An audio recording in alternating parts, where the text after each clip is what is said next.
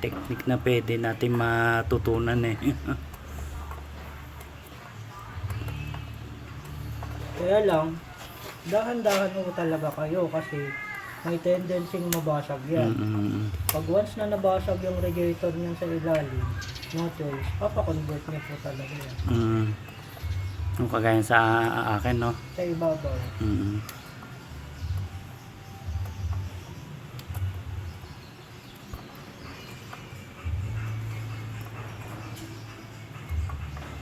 Pero kung iba na yung kulay ng ilalim niya, halimbawa medyo ganito na po, na kulay karton na, yung kulay karton na talaga siya, wag niyo na pong galawin.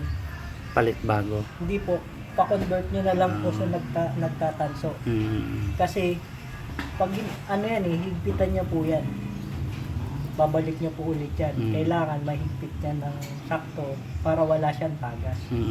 Ito kagaya nito, plastic ano? Opo. Pag nasobrahan po yun sa higpit at yung marupok na yung ilalim niya, 100% mababasag po yun. Kaya pala ano no? Kinonvert na yung ibabaw. Pero kadalasan po kasi niyan talaga sa mga sasakyan, ibabaw po ang unang nababasag. Ito yung mga nababagsakan eh. Hindi po. Yan po yung unang binabatuhan ng makina ng sobrang Oo. Diyan din po nagkakaroon ng bara.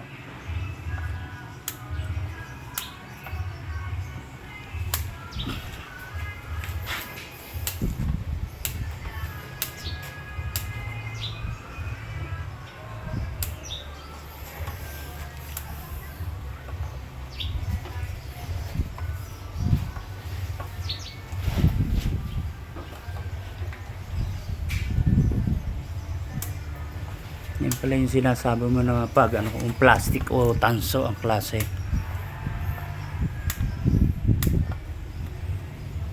Yan, pahinga lang kami ngayon kaya bukas trabaho na naman.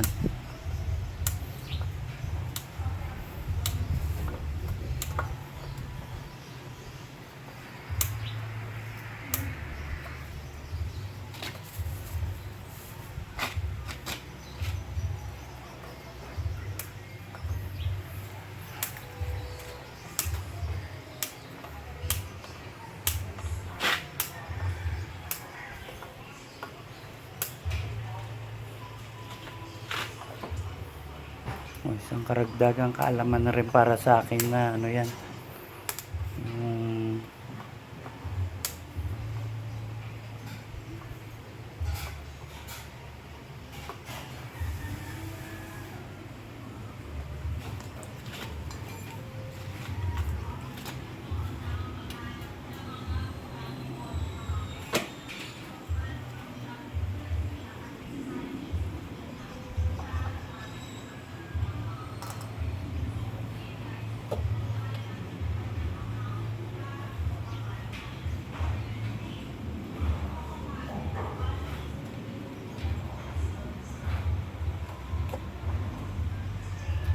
hindi ba? Susundutin po yan isa-isa kaya na yan. Kagaya niyan, mayroong konti. Ang pagbarado na yung tubo. Papatuluin. Opo. Pag bumbara ko yung tubo, good. Good lahat Good yan. pa yan. Kaya lang talaga nag-overheat dahil Doon sa pan. madumito at yung pan. Hindi umiikot kasi nga maiksi ang Pero kasusundutin ko pa po yan isa-isa. Makakuha ka naman ito yung mga sa mga pantanggal ng bara ng lababo. Mga hardware.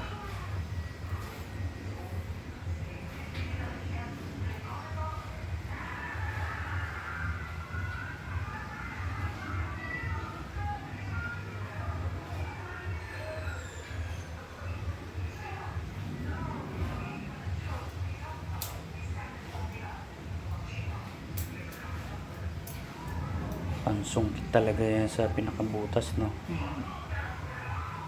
Sakaling may bara, Matatanggal niya.